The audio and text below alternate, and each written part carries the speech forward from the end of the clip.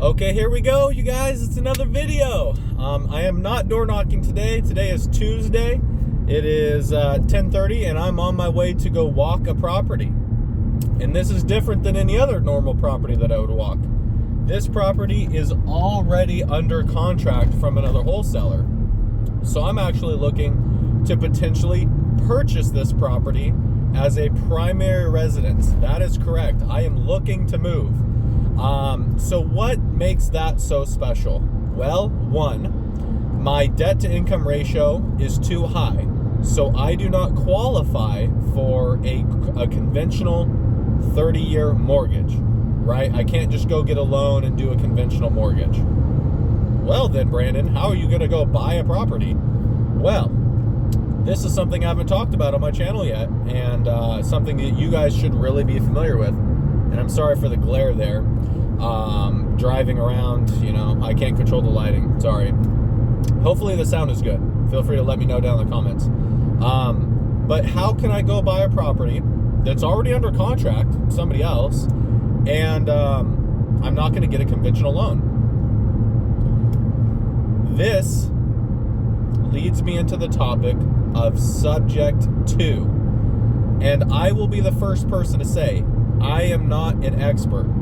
I'm not. I'm not a guru. I'm not an expert. I don't know everything when it comes to creative financing. I know that this is one of those tools in the basket of creative financing, right? There's subject to, there's seller financing, there's a lease option to purchase. There's a couple different things, but we'll talk about subject to, because that's literally the property I'm going to go look at right now, because I want to move into a bigger house. And what subject to means, because I actually had somebody ask me this yesterday, because I was telling them, they're like, what do you mean subject to what? And actually, I'm not going to put them on blast, but it was a mortgage lender I highly respect. She is a mortgage lender, and because this is outside of conventional financing, she said, subject to what? And I said, subject to the existing financing. So the only thing that is changing is the person on title. So it's going to be the previous owner to potentially me or someone else, right? So the title, the deed is going to change, right? I'm going to have ownership of the property, but I don't have ownership of the debt. So I am actually going to be making payments on this person's behalf, but I'm going to be living in the property. So why does that make sense? Why does it not make sense? Let me break it down, because I got a nice 30-minute drive, so I'll give you guys a good video here. So we'll start with some of the negatives, just to scare you away from watching the rest of the video. One of the negatives to a subject to transaction, and yes, you still should, and I would recommend going through a title company. And if you can't find a title company that is willing to do this transaction, keep looking, because it is creative, it's a little bit different, and there will be title companies that don't feel comfortable giving you title insurance on this type of transaction. And trust me, you always want title insurance. Don't ever do a transaction without it. So title insurance is important. It covers your butt in case someone down the line's brother, sister's cousin claims ownership to the property and they win. The title insurance covers you for all of your damages and losses if you were to lose the property. Anyways, so one of the things is the due on sale clause. So I am putting myself at risk for due on sale. Due on sale is something that, or an acceleration of the note, whatever you want to call it, whatever it's called in your guys' area. It is where the title company, or not the title company, excuse me, the mortgage company, the company that is holding the debt, right? The first lien holder on the property. Because I may own the property, but the mortgage company, right, the current debt that is on the property, they have a lien in first position. So they can foreclose if we violate the contract that the other guy signed with them, right? Because if you've purchased a house, you sign a bunch of documents with the mortgage company because they're giving you a lot of money. In most cases, they're giving you 95 or 90% of the loan. Unless it's an investment property, then they're giving you traditionally 75 or 80%, right? Depending on your down payment. And again, I don't want to get too much into the weeds explaining a whole transaction to you guys, but Subject 2 avoids all of that, right? I'm not getting a new mortgage. I'm not. I'm keeping the existing mortgage, even though I have not been pre-qualified for it. Like I said at the beginning, my DTI is too high. I would not qualify for this loan. However, I have the money. I make enough money to be able to afford the payments. So I wouldn't put myself in personal danger of losing the property, right? Like, I would never do that. You definitely want to make sure that you have enough income to pay the property taxes, the mortgage, the insurance, the utilities, the HOA, if there is one. Like, you want to make sure that you can afford to buy something. Like, whether it's a Subject 2 deal or not, whether it's seller financing, and there is a difference, whether it's a traditional loan or a hard money loan, whatever you're doing, make sure you can afford the payments. First and foremost, don't ever put yourself in a situation where the lender has to foreclose on you because you lost a job or something happened and you can't make it work, right? Obviously, job loss sucks. Medical issues suck, right? Just, control what you can control. But back to the topic again. Sorry for, jumping all over the place, but there's a lot of, different things, and I'm assuming you know very little, so I'm trying to give you as much detail as possible without boring you to death. But Subject 2 is a really great way for people who can't qualify for a traditional loan to assume, well, actually, I don't want to use that word, because there are loans that are assumable, and that's not what we're doing. I'm not assuming the loan. That is completely different. That means that I am being underwritten and approved by the mortgage company. We're not doing that. We are doing a Subject 2. So we're leaving the current financing in place, and I am just taking over the payments, and we are not telling the mortgage company. So ethically, there might be some issue with that. But realistically, if you think about it, what does the mortgage company care about more than anything? They want their payment. They want their money. And as long as I feel confident that I can do that, and I know that I can, they should be happy, right? They should be happy. They shouldn't ever find out about this. It shouldn't matter to them. They're going to continue to get the same payment, the same interest rate, everything's the same. In fact, I might even be more of a qualified buyer because I have a high credit score, I have good income, I have other properties, right? Like, if they were to foreclose on me and try to sue me for damages, I have more properties and investment, higher net worth, and I'm assuming here, than the other individual that they gave this loan to. The only thing that's stopping me is debt to income. Apparently that's a big deal to people. So debt to income for lenders is a big deal, which I get, it makes sense. But I think I meet every other qualification. So the house itself is a 3-bed, 2.5 bath house. Really nice, totally dialed in. There's really no equity here, which traditionally would be a big no-no for investors. You never want to buy a turnkey property that there's no equity, there's no way to force equity. But I'm looking at this a little bit differently. I am an investor, and I think this is a bad idea. But as a home buyer, somebody who can't get qualified for a traditional loan, this is a good deal because I can get into this property. The owner will hand me the keys. At this point, it's only for $10,000 down. That may change. There's some HOA fees that need to be covered. But yeah, it's sub 20,000. So I'm getting into a property for less than $20,000. I don't have to qualify for any bank financing. There's no renovations or repairs that need to be done. I can literally just have a cleaning company come in or clean it myself and clean out the place and then move my stuff in. So I think, a bigger space is nice. It's nice to be away from my tenants. I am still living in the fourplex that I own with my other tenants or residents, which is fine. I just want more space. I want more autonomy. I want to be away from my investment property.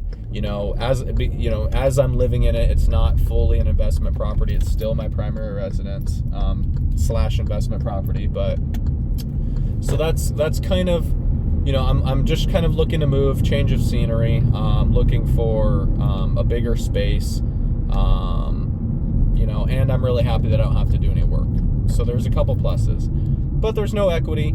And like I was alluding to before, there is that chance of the note accelerating or them calling the due on sale clause, because technically the owner is selling the property to me.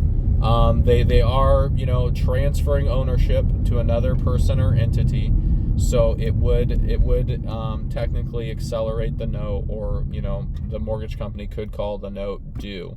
And then if that was to happen, I would quickly have to figure out how to refinance this property into my name, which would be really difficult. I'd have to move a lot of things around. It would put me not in a great situation. So I am opening up myself to some risk here.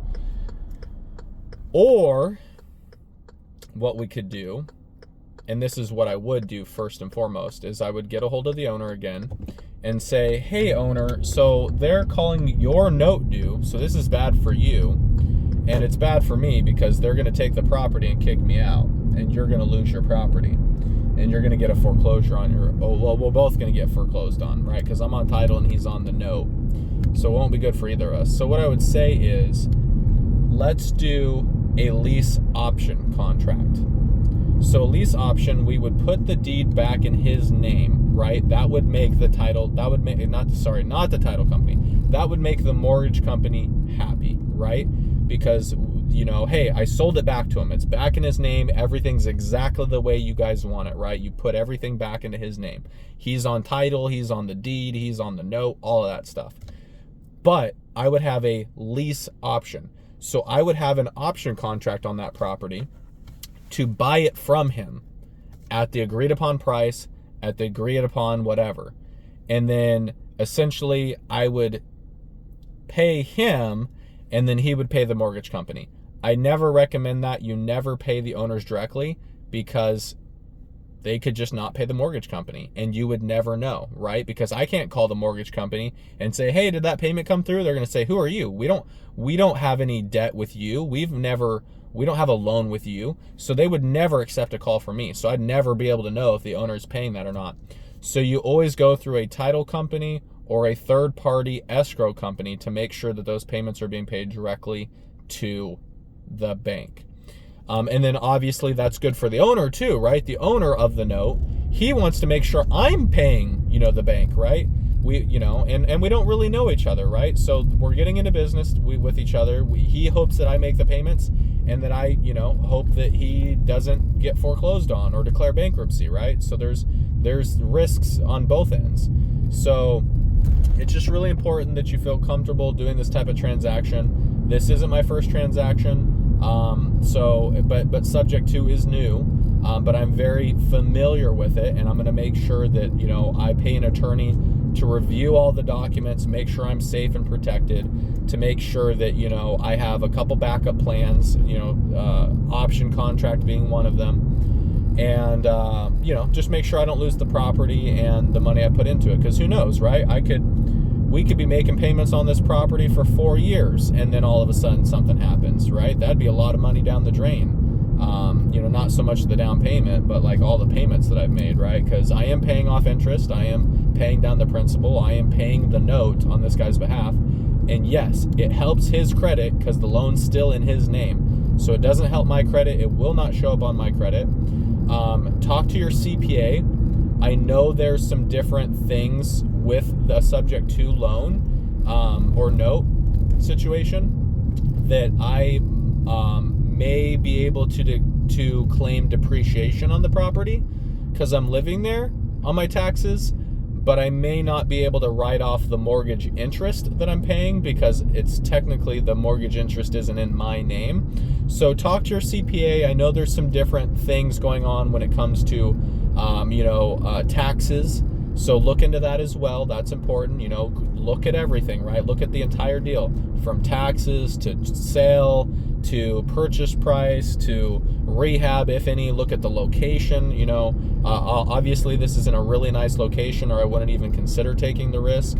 It's a bigger house. It gives me more room. That's the only reason why I'm considering moving. It's a low down payment, which is great because I'm not looking to drop, $50,000 or $100,000 to get into another property. And so subject to definitely has some risk with the seller, right? If they declare bankruptcy, right, then their note will be foreclosed on, depending on what type of bankruptcy and whatever. So there's problems with the seller. I could experience financial hardship, and that would put them in a situation. The title company could, or not. I'm sorry, you guys. I don't know why I keep saying title company. It could be because I just got the prelims, the prelim report from a title company this morning on my second ever flip. That is correct. We have a signed contract, and I'll make a separate video about that, so I don't want to talk about it too much. But as of yesterday, I have a signed contract. I am doing a flip with a partner of mine. We're going to go 50-50. The location is crappy, but we got some pretty good terms. And we think the reno cost is going to be less than $30,000, and we're just going to make an amazing property where people have no choice but to buy it. And it's going to be an affordable price. We're thinking purchase price is going to end up being about $425,000 max. So ARV, after repair value, is within the reasonable affordability of the average American. And purchase price was $300,000, which is higher. Well, $280,000, which is higher than I want, but I think we can make it work with that little of rehab needing to be done, and of course sweat equity. We'll be doing a lot of work ourselves.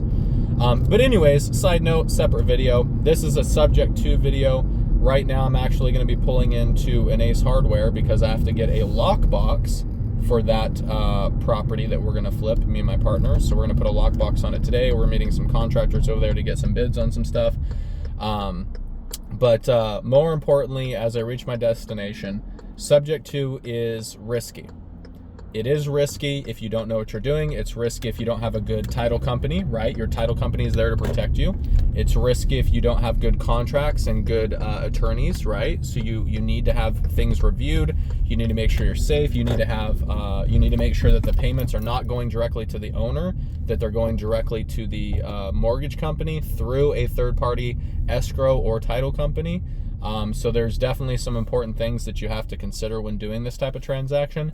If you guys have any questions or anything like that, put them in the comments. Peace.